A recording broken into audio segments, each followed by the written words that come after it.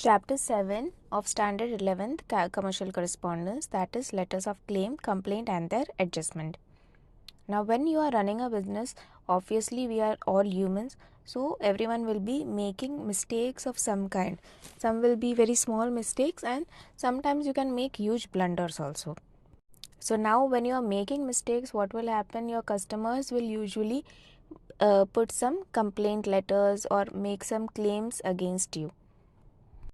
In the past, the businessmen had a very negative attitude towards this claims or complaints made by customer. They thought of them as very harassing and very burdensome. But now the attitude of businesses have changed. They are seeing these claims and complaints as a way to improve their own business, to improve their own working. So what are the some common instances where the claims or complaints may arise?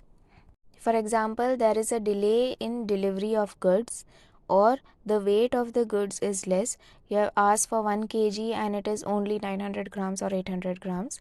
Then the customer will complain or claim for the difference amount. Next is if the quality of the goods is inferior, they are not as per the expectation. Next is sometimes it will happen that because you have lot of multiple orders, so you may mix up the orders also.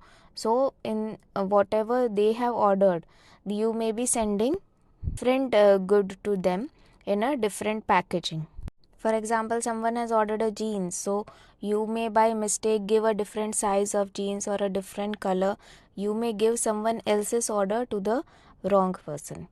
Next is if the packing is not correct, then the goods may get damaged, and for that there may be some claim or returns or complaints.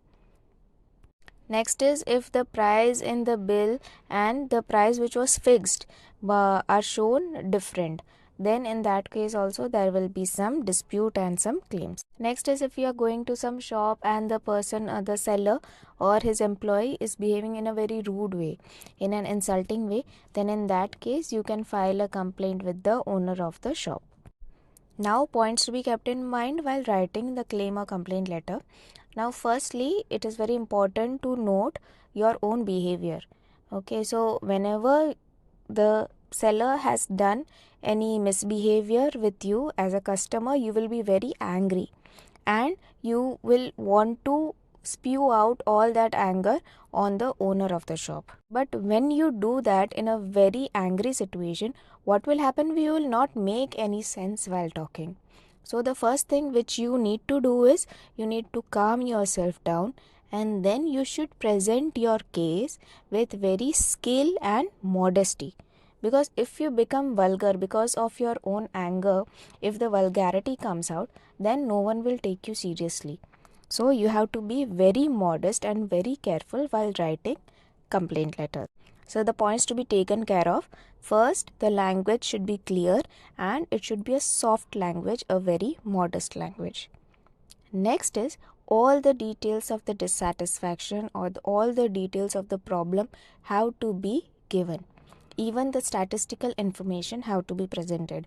By statistical information, what we mean is that you have promised you will deliver the goods by within 15 days, that is by 2nd January 2024.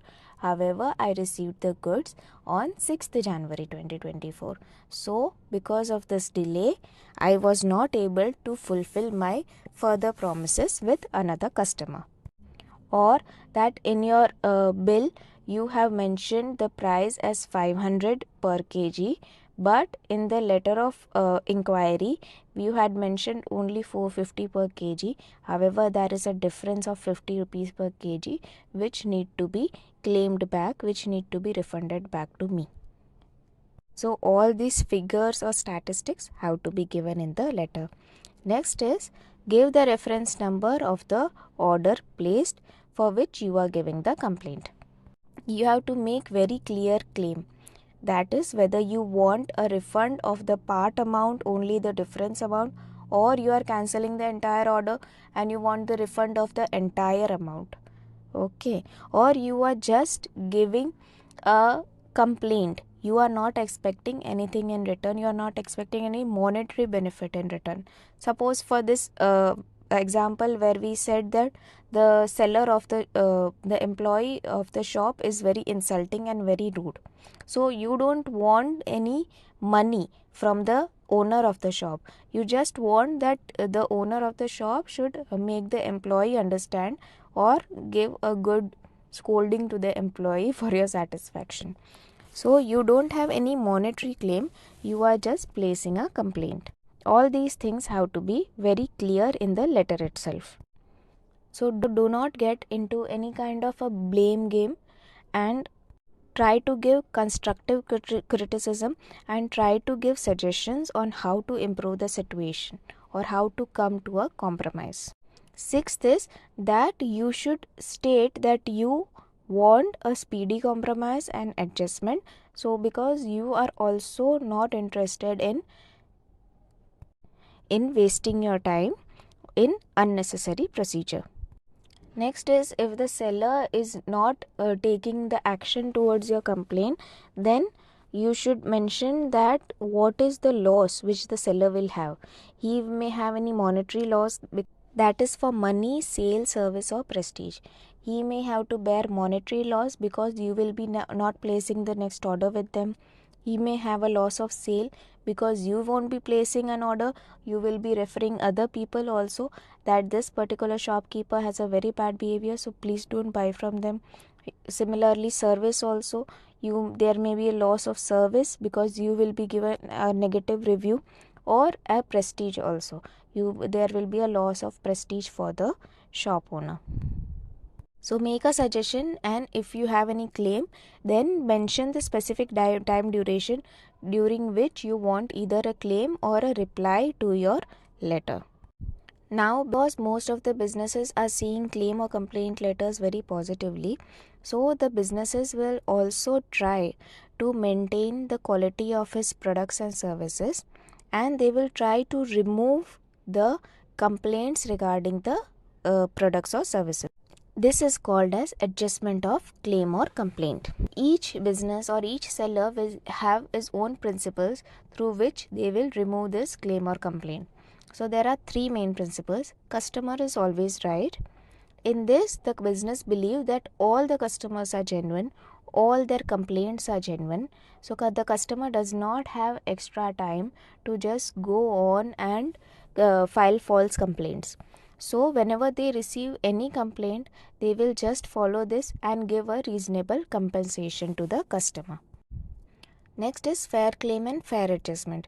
So all the complaints will be first examined, and then based on the examination, proper decision will be taken. That is, not all compensation will be given. Scrutinize your case. If it is genuine, then only proper adjustment will be made. Otherwise, adjustment will not be made. Next is customer beware. That is, the customer should be aware of what things he is purchasing. Once the goods are sold, it is entirely the responsibility of the buyer, and no complaints or claims will be heard. So what are the points which have to be kept while writing adjustment of claim letters? First, begin with an apology to the customer. Second, very important thing to be kept in mind is the reply should be immediate or at least as soon as possible. Third is, if you find that you are genuinely at fault or your employee is genuinely at fault, then give an apology. Do not try to hide the matter. Make the situation very clear. Next, fourth is, try to create an informal atmosphere with the customer.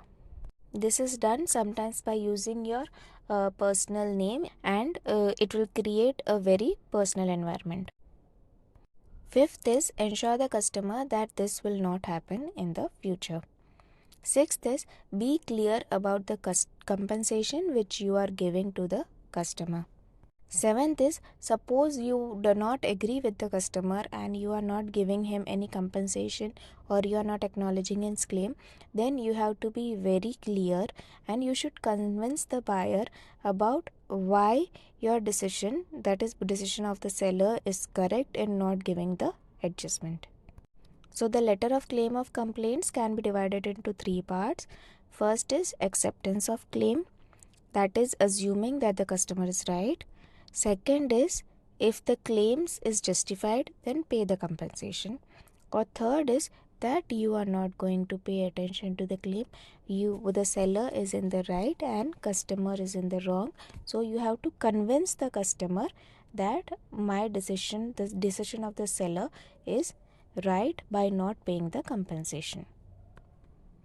With this, we complete this chapter, and in the next chapter we will be seeing some examples of letters.